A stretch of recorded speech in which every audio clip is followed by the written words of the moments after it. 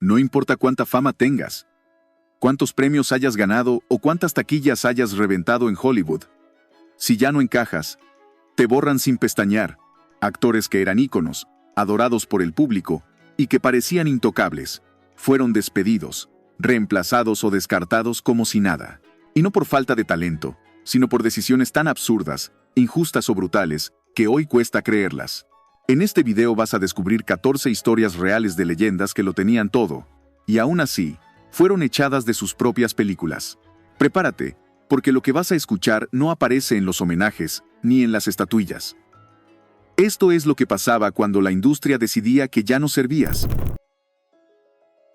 En 1935, Spencer Tracy trabajaba en Dante's Inferno, una producción de Fox que buscaba mostrar una visión moralista del ascenso y caída de un operador de feria ambicioso.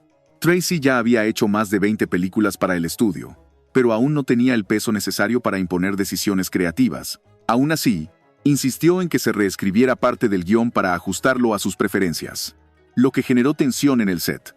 El conflicto escaló cuando el actor tuvo un estallido durante una discusión y rompió parte del mobiliario del set.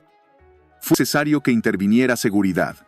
La dirección del estudio le dio una última advertencia, pero Tracy volvió horas más tarde bajo los efectos del alcohol y se enfrentó con sus superiores. La decisión fue inmediata. Su contrato con Fox fue terminado sin contemplaciones. Judy Garland era una figura esencial para MGM, conocida por su voz y su carisma en pantalla. Pero en el rodaje del musical Annie Get Your Gun en 1949, los problemas personales que arrastraba desde hacía años afectaron de lleno a su rendimiento.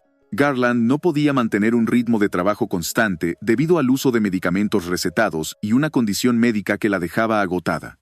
Las ausencias y retrasos fueron constantes, y en varias ocasiones se negó a salir del camerino. Tras un mes de rodaje, el estudio tomó la decisión de reemplazarla por Betty Hutton. El despido no fue solo una medida de producción, sino un reflejo del deterioro de la relación entre Garland y los ejecutivos. A pesar de su talento, ya no era vista como una figura confiable para liderar una superproducción. Durante los años 20, Clara Bow fue la máxima representación del fenómeno flapper, y se convirtió en una de las primeras grandes estrellas del cine mudo. Su imagen vendía millones y protagonizó películas como Wings, It y Love Among the Millionaires. Sin embargo, su vida privada se volvió caótica cuando su secretaria personal la traicionó, robándole documentos y objetos de valor tras haber sido despedida. La situación escaló hasta convertirse en un juicio que expuso hasta sus gastos personales. El escándalo mediático fue tal que Clara Bow pidió internarse voluntariamente en un sanatorio.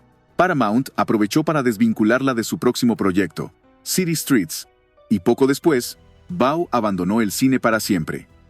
Se retiró a un rancho en Nevada junto a su esposo Rex Bell. Ray Milland fue una figura recurrente en películas ligeras de Paramount durante los años 30 y 40. Su gran oportunidad llegó con The Lost Weekend, donde interpretó a un escritor atrapado en una espiral de dependencia alcohólica. La actuación le valió un premio de la Academia y parecía marcar el inicio de una nueva etapa en su carrera.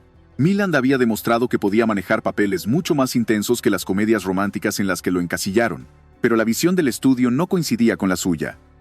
En 1948, Paramount lo asignó a una producción que él consideró mediocre, Bride of Vengeance. Convencido de que el papel lo haría retroceder, se negó a presentarse al rodaje. No hubo negociación. El estudio lo retiró del proyecto, y su relación con Paramount quedó fracturada. Tras destacar en televisión, George C. Scott consiguió el papel del general Turgidson en Dr. Strangelove, un papel que lo catapultó al radar de los grandes estudios. Poco después, fue elegido para protagonizar How to Steal a Million junto a Audrey Hepburn. Pero el entusiasmo duró poco. El director William Wyler, ganador de 3 premios de la Academia, valoraba la puntualidad por encima de todo. Scott llegó una hora tarde el primer día de rodaje. Wyler no dudó. Lo despidió de inmediato, sin darle una segunda oportunidad. El estudio intentó convencerlo de que reconsiderara, pero se mantuvo firme. George C. Scott fue reemplazado y su falta de profesionalismo quedó marcada en su historial.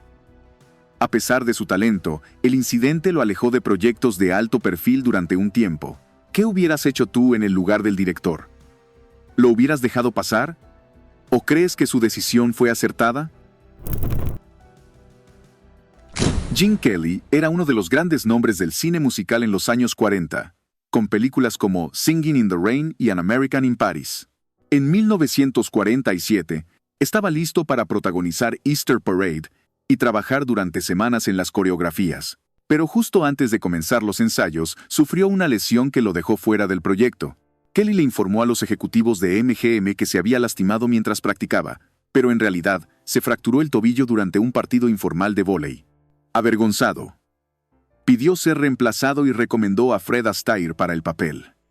MGM accedió sin dudarlo.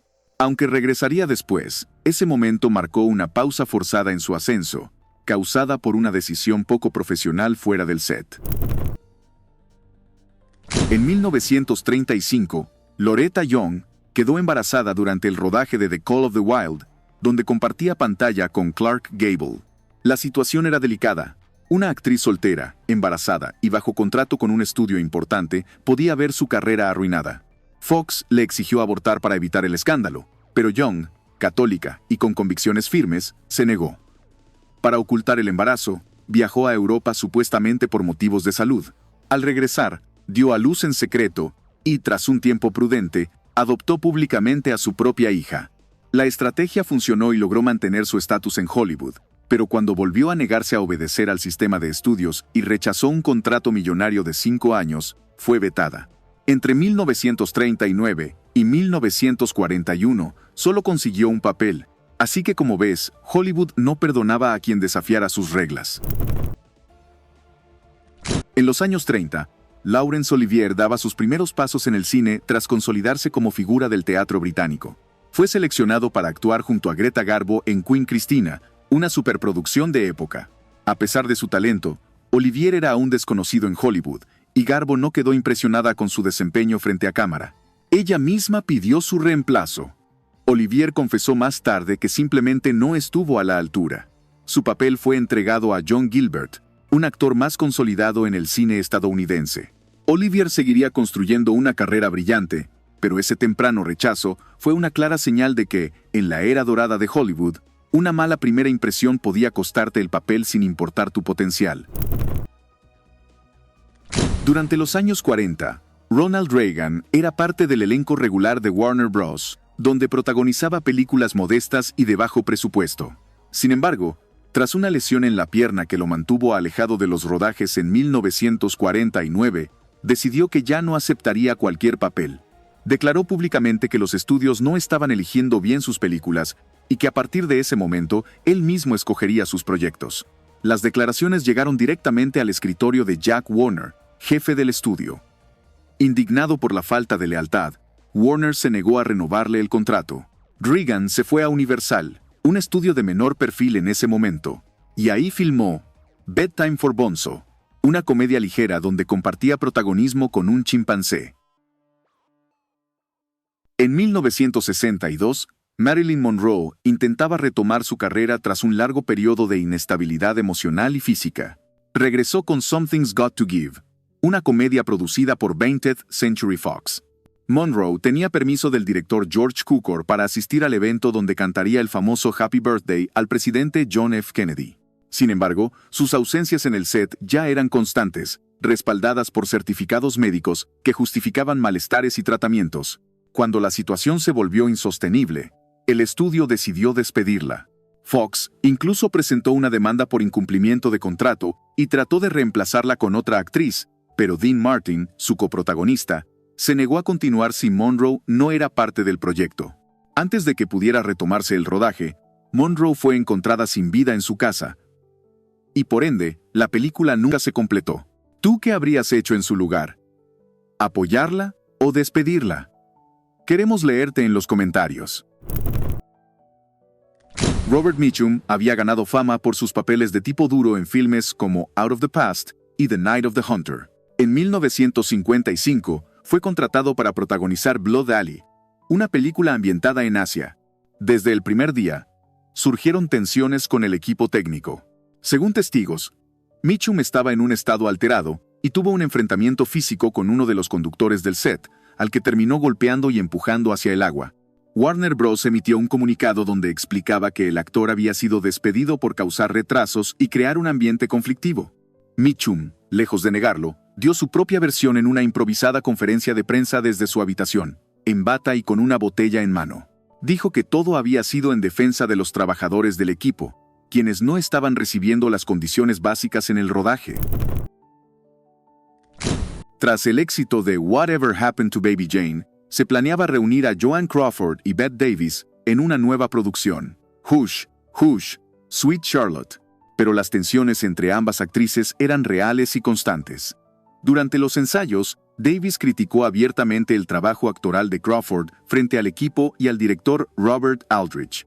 La presión afectó seriamente a Crawford, quien comenzó a ausentarse y finalmente fue hospitalizada. La producción se detenía cada día que ella no se presentaba, y el estudio perdía grandes sumas de dinero. Finalmente, Fox tomó la decisión de reemplazarla por Olivia de Havilland. Crawford se enteró del despido por una llamada de una columnista de espectáculos que buscaba su reacción. Su salida fue tan silenciosa como dolorosa, y no volvió a tener un papel de alto perfil en el cine. Charlie Chaplin eligió a Lita Grey para el papel femenino principal en The Gold Rush cuando ella tenía solo 15 años. La actriz, cuyo nombre real era Lita McMurray, ya había trabajado con él en 2 películas anteriores. Pero durante el rodaje, comenzó una relación personal con Chaplin que terminó en un embarazo. Para evitar problemas legales, se casaron en secreto en México. El estudio manejó la salida de Lita con absoluta discreción. Se difundió la versión de que abandonó el cine voluntariamente para dedicarse a su nueva vida matrimonial. En realidad, Chaplin la reemplazó por otra actriz mientras continuaba el rodaje. El escándalo no se supo de inmediato, pero fue uno de los secretos mejor guardados del Hollywood de los años 20. En 1959, Clint Eastwood aún no era el ícono del cine que conocemos. Tenía un contrato con Universal Studios y era parte del grupo de jóvenes talentos que el estudio buscaba moldear. Sin embargo, los ejecutivos decidieron no renovarle el contrato. La razón, según el también actor Burt Reynolds, fue que hablaba demasiado lento. Ese detalle fue suficiente para que Universal lo descartara. Eastwood quedó fuera del sistema de estudios antes de alcanzar la fama, y durante un tiempo sobrevivió con papeles menores. Años más tarde, su participación en el spaghetti western europeo le daría la oportunidad de regresar a Hollywood, esta vez como una estrella. Y ahí lo tienen. Leyendas que marcaron una época, pero que ni siquiera con todo su talento, fama o trayectoria pudieron escapar de las decisiones frías de la industria. Algunos fueron víctimas del sistema, otros se sabotearon solos, y unos cuantos simplemente no encajaban en lo que Hollywood quería en ese momento. No todo era glamour detrás de las cámaras, y estas historias lo dejan clarísimo. Ahora te toca a ti. ¿Cuál de estos casos te sorprendió más? ¿Quién crees que merecía otra oportunidad? ¿Y quién se la jugó solo? Leemos todo lo que nos dejen en los comentarios. No te pierdas el próximo episodio en este canal, donde el brillo de Hollywood siempre deja sombra.